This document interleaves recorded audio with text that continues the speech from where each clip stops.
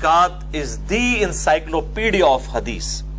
اہل سنت کی مین سٹریم کی جتنی کتابیں ہیں، صحیح بخاری، صحیح مسلم، جامعہ ترمذی، سنن ابی داؤد، سنن نسائی، ابن ماجہ، الموطا امام مالک، مسند احمد، المستدرک للحاکم، اسی طریقے سے سنن البیہقی، سنن الکبریٰ البیہقی اور باقی کتابیں، آلموسٹ 13 کتابوں کے یہ سمجھ لیں نوٹس ہیں شیخ زبیر علی زئی رحمہ اللہ تعالی کی تحکیم اور تخریج کے ساتھ ہماری ویب سائٹ اہل سنت پاک.com پہ 3 فائلز 18 MB کی موجود ہیں. جسے شوق ہے وہ ڈاؤن لوڈ کرے.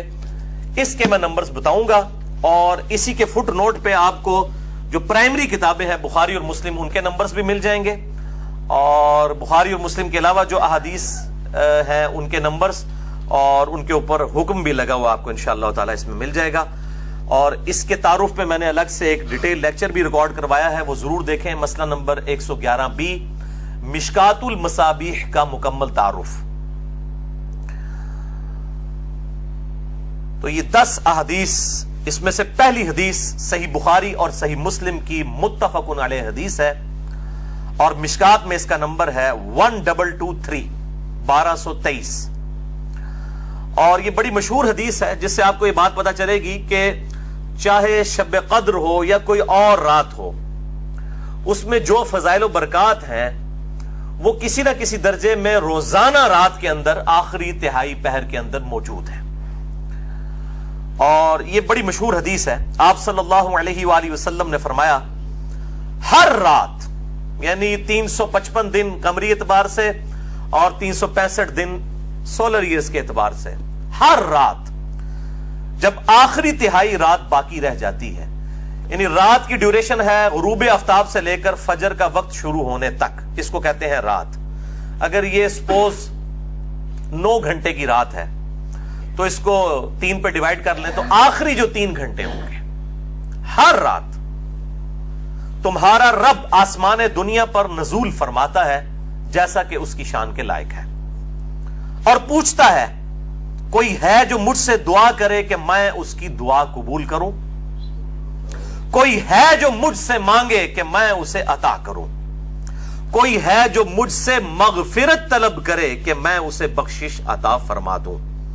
اور یہ سلسلہ جاری رہتا ہے حتیٰ کہ طلوع فجر ہو جائے، یعنی آخری تہائی رات کا جو حصہ ہے ختم سحری تک، فجر کا وقت شروع ہونے تک اللہ تعالیٰ کی طرف سے یہ ندا آتی رہتی ہے. اب یہ جو اللہ تعالیٰ کا نزول ہے اپنی شان کے لائق، یہ متشابہات میں سے ہے، اور اس میں دونوں ایکسٹریمز ہیں. ایک طرف جو ہے وہ جہمیہ ہیں جو بالکل باطل تعویلات کرتے ہیں ان کی، اور دوسری طرف جو ہے وہ مجسمہ ہیں جو اللہ تعالیٰ کے لیے بالکل فزیکل جس طریقے سے مثالیں دی جاتی ہیں وہ مثالیں بیان کرتے ہیں. یہ دونوں اہل سنت کی مین سٹریم سے ہٹے ہوئے ہیں، اور انہی کی باقیات کسی نہ کسی فارم میں آج جو ہے وہ آپ سمجھ لیں حنفیوں اور بعض سلفی علماء کے اندر موجود ہے کہ بعض اوقات وہ اس طریقے سے ان صفات کو بیان کرتے ہیں سلفی کہ وہ مجسمہ والا عقیدہ محسوس ہونا شروع ہو جاتا ہے. اسی طریقے سے حنفی اس طریقے سے بیان کرتے ہیں گویا کہ جہمیہ والا عقیدہ لگنا شروع ہو جاتا ہے، جبکہ اس کے درمیان ہے حق راستہ. اور اس پہ جس کو شوق ہو تو یوٹیوب پہ آپ رومن میں جا کر لکھیں اللہ کہاں ہے، یا انگلش میں بھی لکھ دیں ویئر از اللہ، تو سب سے ٹاپ پہ انشاءاللہ میرا کلپ کھل جائے گا، جو میرا خیال ہارڈلی 11-12 منٹ کا کلپ ہے. اسی طریقے سے استواء علی العرش کے حوالے سے بھی میرا کلپ ہے 10-12 منٹ کا، وہ بھی آپ کو مل جائے گا. آج اس کی ڈیٹیل میں جانے کی ضرورت نہیں ہے. دوسری حدیث پرٹیکولرلی بالخصوص شعبان المعظم کی فضیلت سے ریلیٹڈ ہے،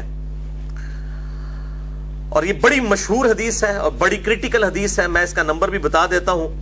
سنن نسائی میں ہے 2359 انٹرنیشنل نمبر کے مطابق، اور دور حاضر میں 2 بڑے محدثین شیخ زبیر علی زئی رحمہ اللہ تعالی المتوفى 1435 ہجری اور شیخ ناصر الدین البانی رحمہ اللہ تعالی المتوفى 1999 عیسوی، ان دونوں نے اس کی تحکیم کی ہے صحت کے ساتھ.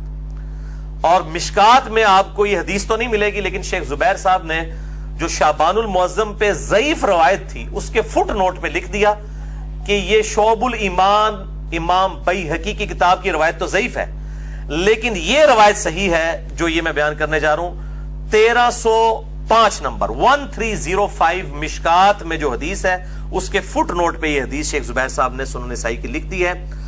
اسامہ ابن زید رضی اللہ تعالیٰ عنہ کہتے ہیں کہ میں نے نبی صلی اللہ علیہ وسلم سے پوچھا، اے اللہ کے محبوب صلی اللہ علیہ وآلہ وسلم، کیا وجہ ہے کہ میں آپ کو رمضان المبارک کے بعد کسی اور مہینے میں اتنے روزے رکھتا ہوا نہیں دیکھتا جتنے روزے آپ شعبان المعظم کے مہینے میں رکھتے ہیں؟ تو آپ صلی اللہ علیہ وسلم نے فرمایا کہ یہ جو مہینہ ہے جو رجب اور رمضان کے درمیان ہے، یعنی شعبان، یہ ایسا مہینہ ہے کہ اکثر لوگ اس کی فضیلت سے غافل ہیں. یہ بڑی امپورٹنٹ بات ہے. اکثر لوگ اس کی فضیلت سے ناواقف ہیں اور غافل ہیں. غافل کے الفاظ ہیں. جبکہ یہ ایسا مہینہ ہے کہ جس میں اعمال اللہ کے حضور پیش کیے جاتے ہیں، اور میں اس لیے کثرت سے روزے رکھتا ہوں. اور بخاری مسلم کی حدیث میں آتا ہے کہ بعض اوقات آپ نے شعبان کا پورا مہینہ ہی روزے رکھے ہیں. میں اس لیے کثرت سے روزے رکھتا ہوں کہ میری یہ خواہش ہے کہ جب اللہ تعالیٰ کے حضور شعبان کے مہینے میں میرا نامہ اعمال پیش ہو تو میں روزے کی حالت میں ہوں، روزے کی حالت میں میرا نامہ اعمال پیش ہو. اچھا، نامہ اعمال جو ہے بخاری مسلم کی ایک حدیث میں آتا ہے کہ روزانہ بھی پیش ہوتے ہیں. عصر اور فجر کے وقت فرشتے جو ہیں وہ بدلتے ہیں.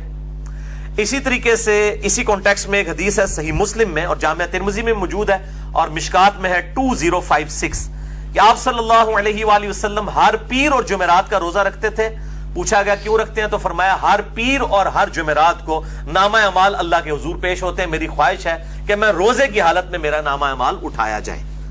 یعنی ہفتہ وار بھی پیشی ہوتی ہے پیر اور جمعرات کو، روزانہ جو ہے عصر اور فجر کے وقت، اور ہفتے میں پھر وہ کمبائنڈ فارم میں جس طرح ہمارا بھی ہوتا ہے کہ ایک سال کا بجٹ آتا ہے، پھر مہینوں پہ ڈیوائیڈ ہوا ہوتا ہے، پھر منی بجٹس ہوتے ہیں. تو اللہ تعالیٰ کا بھی جو سال کا پورے کا پورا سیشن ہے وہ شب قدر ہے جو رمضان کے آخری عشرے کی طاق راتوں میں ہے. اور جو ہفتہ وار ہے وہ اس اعتبار سے پیر اور جمعرات اور روزانہ فجر اور عصر کے وقت، اور سال میں ایک مہینہ اللہ تعالیٰ نے مخصوص کیا ہے. ایک تو ایک رات ہے نا، ایک مہینہ بھی مخصوص ہے، وہ شعبان المعظم کا مہینہ ہے اس حدیث کے تحت. اچھا، اسی کانٹیکسٹ میں ایک اور حدیث بھی ہے جو صحیح مسلم میں ہے اور مشکات میں اس کا نمبر ہے 2045 کہ آپ صلی اللہ علیہ وسلم سے جب پیر کے روزے کے بارے میں پوچھا گیا تو آپ نے فرمایا فیہ ولدت وفیہ انزل علیہ، کہ میں پیر کا روزہ اس لیے رکھتا ہوں کہ اس دن میں پیدا ہوا اور اسی دن مجھ پر پہلی دفعہ وہی نازل ہوئی. یعنی اللہ تعالیٰ نے آپ کو مبعوث فرمایا. نبی پیدائشی طور پہ نبی ہوتا ہے لیکن مبعوث اس وقت ہوتا ہے جب اللہ تعالیٰ کی طرف سے حکم اس کی طرف آتا ہے.